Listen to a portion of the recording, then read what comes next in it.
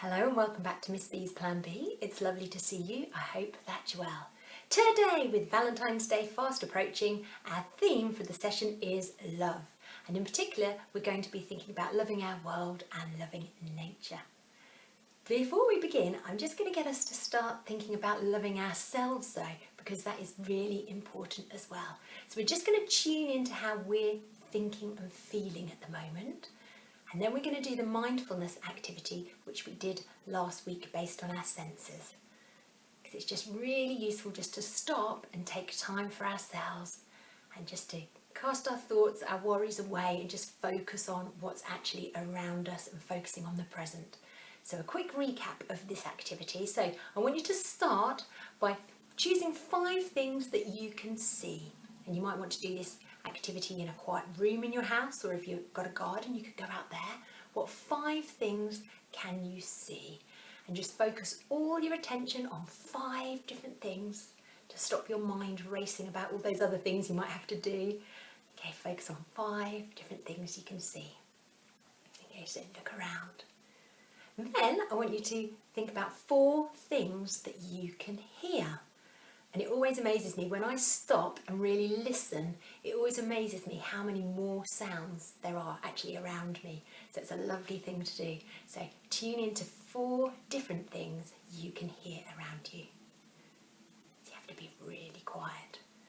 Then I want you to tune into 3 different things you can touch. Remember to stay safe, so not to touch anything that could burn you or that could be sharp and dangerous. So 3 different things you can touch. And just think, as you're touching them, just think, how do they feel? Is it smooth? Is it rough? Is it hot? Is it cold? You might want to close your eyes as well whilst you're doing it to really appreciate how they feel and tune into them. Okay, after that, I want you to think about 2 different things you can smell. And remember, by doing those lovely deep breaths in through your nose and out through your mouth, okay, you should be able to smell some different things around you. So big deep breaths so you can smell things. And then the last one, we're going to think about what we can taste. And remember not to put anything in our mouths because that could be dangerous, but just to open your lips as you're breathing in, because our taste is sort of linked to our smell. So as you're breathing in, you probably taste something and just think, what does it taste of? What does it remind you of? And just focus on the taste. And that's a nice activity you can do at any point in the day just to slow you down, get you to stop and think and just stop your mind from racing and just relax and help to deal with any worries you might have. So what we're going to do next is I want you to think about nature and how great nature is. I just want you to think, you might want to pause the video for this, why is nature amazing? Can you think of some examples? Are there some things that you love in particular about nature? I'm going to share with you just a few things I love about nature. One thing I love is just that it's always changing. So there are loads of surprises out there all the time. It's never quite the same. It's always slightly different. Another thing I love about it is that so many of your senses are aroused when you're out in nature. So when you go out, you can smell different things, you can hear different things, and I find that really makes me feel alive and appreciate my surroundings. So what we're going to do today is I'm going to give you a nature challenge. What I would like you to do is to go out, okay, this could be in your garden if you've got one, or out in your local area when you're doing your daily exercise. And I want you to go out and just look at everything with your eyes wide open and really just look to see if there is anything amazing. Because there are amazing things in nature all around us, but so often we're so busy in life that we don't even notice them. What I've got for you is I've got a few photos of things I found in nature which I thought were amazing and I wanted to share with you. If you look closely, I wonder if you can spot the tree that I saw which reminded me of a dragon's head. So look out for that, and I hope you like the photos. Here they are.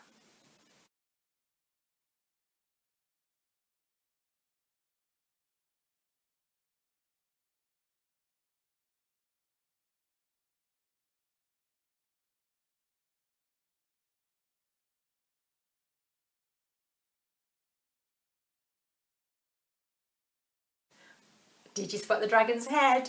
I hope you did. Another thing you might like to do is, whilst you're out in nature, just look for some amazing objects. So I found this, I couldn't believe it. I found a gigantic, I don't even know if we'll get in the shot, there we go. I found a gigantic stick man, so I was very impressed with that. I always find it quite magical when you see a stick man just there waiting to be discovered. Another thing that I found, which I really loved, was this. I found a heart-shaped stone. It was just naturally like that. I haven't done anything to it. And when I saw that, I thought that's really precious. And I've actually had it, and I've kept it now for a good couple of years, and it's very special to me. And I've kept that. So I'm going to show you just a few other examples of some hearts in nature, because sometimes they do occur naturally, although they are quite rare and special. But if you look closely, who knows, you might be able to find some hearts in nature too. So here we go.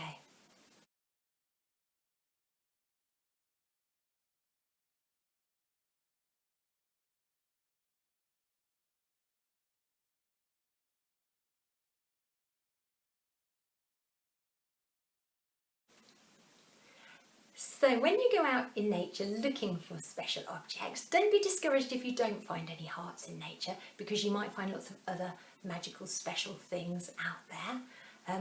And another thing you might like to do is you might like to create some hearts of your own using natural resources.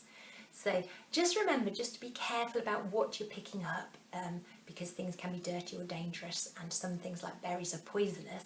But you might even like to create some hearts of your own using natural objects and leave them for people in your local area to discover. Remember to take care and to stick within government guidelines for that. But I'm going to show you some examples of some hearts made using natural objects of varying shapes and sizes, just to give you some inspiration for some hearts of your own. Here we go.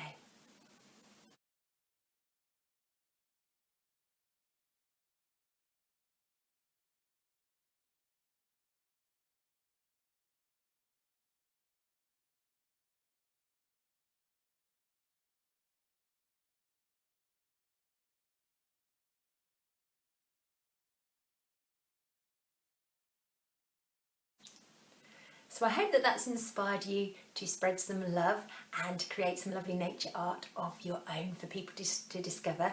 Think how excited people would be to be walking along and just to stumble across a heart. I think that's really quite magical, and I hope that I maybe stumble into some of your hearts too.